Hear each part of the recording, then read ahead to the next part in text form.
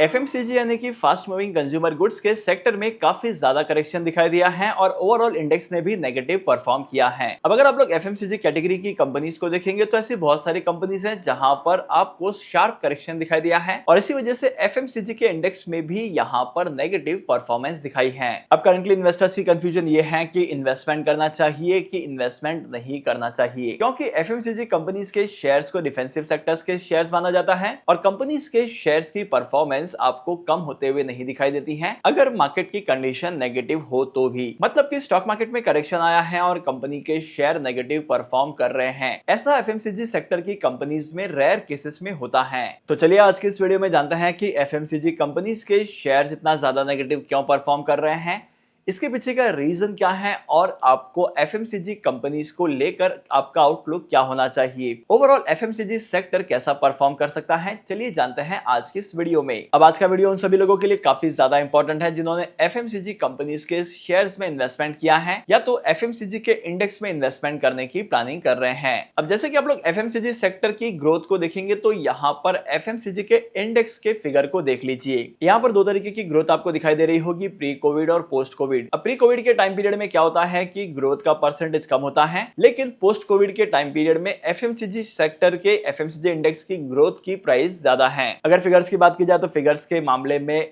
FMCG sector की companies ने FMCG sector के इंडेक्स ने प्री कोविड पीरियड में 63% तक के रिटर्न्स दिए हैं, 63% की ग्रोथ हुई है। लेकिन अगर आप लोग पोस्ट कोविड टाइम पीरियड को देखेंगे तो यहाँ पर आपको ग्रोथ का फिगर ज्यादा दिखाई देगा। एफएमसीजी सेक्टर ने कोविड के लॉकडाउन के बाद 87% से ग्रो किया है। लेकिन इसके पीछे का रीजन क्या है, एफएमसीजी इंडेक्स इतना ज्यादा करेक्ट क्यों हो रहा है, चलिए जानते हैं वन बाय वन करके। सबसे पहली बात तो मैंने ये आपको बताई है कि ये एक डिफेंसिव सेक्टर है जहां पर कंपनी और मार्केट से इसका कोई भी रिलेशन नहीं है। मतलब कि यहां पर इस कैटेगरी में वो सारी कंपनीज आती हैं जो ऐसे प्रोडक्ट को सप्लाई करती हैं मार्केट में जिसकी डिमांड लगातार बढ़ते जाती है और जब मार्केट में करेक्शन आता है तो एसेंशियल प्रोडक्ट होने की वजह से इन कंपनीज के प्रोडक्ट की डिमांड कांस्टेंट होती है या तो थोड़ा बहुत करेक्शन दिखाई देता है, ज्यादा करेक्शन दिखाई नहीं देता। और अगर आप लोग करंट इकोनॉमिक कंडीशन को देखेंगे तो करंट इकोनॉमिक कंडीशंस में अराउंड द ग्लोब मार्केट में रिसेशन की सिचुएशन क्रिएट हुई है। अब यूएसए के इलेक्शंस के बाद इकोनॉमी फ्लक्चुएट हो चुकी है और इस चीज का इंपैक्ट इंडियन इकोनॉमी पर भी पड़ा है और ओवरऑल यहाँ पर एफएमसीजी सेक्टर पर भी इस चीज का इंपैक्ट पड़ा है, क्योंकि ग्लोबल लेवल पर जब भी कोई इंपैक्टफुल चीजें होती हैं तब इस चीज का इंपैक्ट इंडिया के एफएमसीजी सेक्टर पर पड़ता है। और साथ ही साथ एफएमसीजी सेक्टर को डिफेंसिव सेक्टर माना जाता है, मतलब कि मार्केट के करेक्शन के टाइम पर यहाँ पर ज्यादा करेक्शन दिखाई नहीं देगा। लेकिन करंट मार्केट कंडीशन कुछ ऐसी हो गई है कि मार्केट में आपको यहाँ पर ज्यादा करेक्शन दिखाई दे रहा है और अगर आप लोगों ने यहाँ पर लॉन्ग टर्म के लिए इन्वेस्टमेंट किया होता 3 से 4 महीने पहले, तब यहाँ पर भी आपको आपके पोर्टफोलियो पर नेगेटिव रिटर्न्स दिखाई दे रहे होंगे। अब देखो मार्केट में ना किसी भी कंपनी के शेयर में किसी भी सेक्टर में करेक्शन आता है तो उसके दो रीजन होते हैं, एक तो टेम्परेरी रीजन होता है और दूसरा रीजन होता है परमानेंट। अगर आप लोग करंट मार्केट कंडीशन को देखेंगे तो करंट मार्केट कंडीशन में टेम्परेरी रीजंस की वजह से एफएमसीजी सेक्टर में एफएमसीजी शेयर्स में नेगेटिव रिटर्न्स दिखाई दे रहे हैं, क्योंकि अगर आप लोग ओवरऑल एफएमसीजी सेक्टर की ग्रोथ को देखेंगे तब यहां पर लॉन्ग टर्म में आपको पॉजिटिव रिटर्न्स ही दिखाई देंगे। तो डेफिनेटली करंटली अगर आप लोग इन्वेस्टमेंट करना चाहते हैं तो ये टाइम सही हो सकता है, क्योंकि कंपनी के शेयर्स में करेक्शंस काफी ज्यादा हो चुके हैं। अब देखो जब भी किसी भी कंपनी के शेयर या इंडेक्स पॉजिटिव परफॉर्म करने लगते हैं तब वहां पर लोग प्रॉफिट बुकिंग करते हैं और जब लोग प्रॉफिट बुकिंग करते हैं तो कंपनी के शेयर्स की सेलिंग स्टार्ट होती है और उस पर्टिकुलर कंपनी के शेयर की प्राइस में करेक्शन आने लगता है जब तक कि वो सेल्स का फिगर मैच न कर ले। और ऐसा होने के बाद जब मार्केट में करेक्शन आता है तो उस पर्टिकुलर कंपनी के शेयर को बाय करने के लिए काफी सारे लोगों के सामने अपॉर्चुनिटीज क्रिएट होती हैं। अब अगर कंपनी के शेयर नीचे गए हैं सेल करने पर तो परचेज करने पर कंपनी के शेयर की वैल्यू ग्रो करेगी और इसी तरीके के अप ट्रेंड में आपको छोटे मोटे डाउन ट्रेंड दिखाई देते हैं जहां पर मार्केट करेक्शंस करता है। और इसी तरीके के करेक्शंस का मैं कुछ एग्जांपल देता हूं। अक्टूबर 2016, अक्टूबर 2018, दिसंबर 2021 एंड अप्रैल 2024। अब ये कुछ टाइम पीरियड है जो एफएमसीजी इंडेक्स की प्राइस में करेक्शन आया था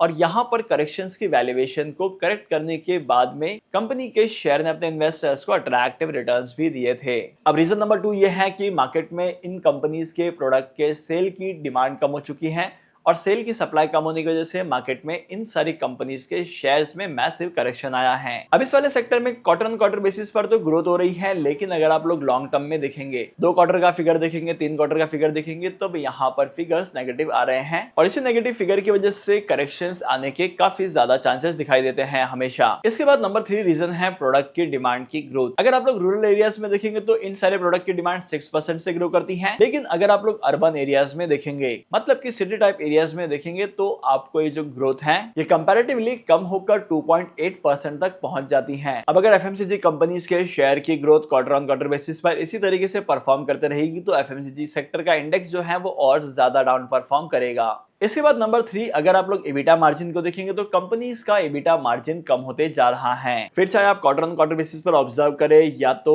एनुअल बेसिस पर ऑब्जर्व करें, मतलब ईयर ऑन ईयर बेसिस पर ऑब्जर्व करें, तो यहाँ पर डेटा आपको कुछ इसी तरीके का दिखाई देगा। और इसके बाद अगला रीजन है रॉ मटेरियल की प्राइसेस। अगर आप लोग करंट मार्केट कंडीशन को देखेंगे तो करंट मार्केट कंडीशन में ऐसे बहुत सारे प्रोडक्ट हैं एफएमसीजी सेक्टर के जिनके रॉ मटेरियल को बाहर से इंपोर्ट किया जाता है, और अगर आप लोग करंटली इंपोर्ट और टैक्सेशन के वैल्यूएशन को देखेंगे तो ये काफी ज्यादा इंक्रीज हो चुकी है और इसी चीज का इंपैक्ट शेयर होल्डर पर भी पड़ता है और कंपनी के शेयर की प्राइस पर भी पड़ता है। 2027 तक यहाँ पर 27.9% की ग्रोथ दिखाई देगी, मतलब कि इन 4 सालों में जो एफएमसीजी के प्रोडक्ट की ग्रोथ है अराउंड 27% CAGR से होने वाली है। लेकिन अब शायद आपको लग रहा होगा कि 27%, 37% काफी ज्यादा है। अगर आप लोग मिनिमम 15% भी लेकर चले, 15 to 20% भी अगर आप लेकर चलते हैं तो ये आपके लिए काफी ज्यादा बेनिफिशियल है, क्योंकि अगर आप लोग ओवरऑल इक्विटी मार्केट में भी इन्वेस्टमेंट कर लेंगे तो ओवरऑल रिटर्न आपको 18% के आसपास ही मिलेंगे और यहाँ पर आपको थोड़ा सा ज्यादा दिखाई दे रहा है। लेकिन अब शायद आपके दिमाग में आ रहा होगा कि इतना ज्यादा होने की वजह से रीजन क्या होगा।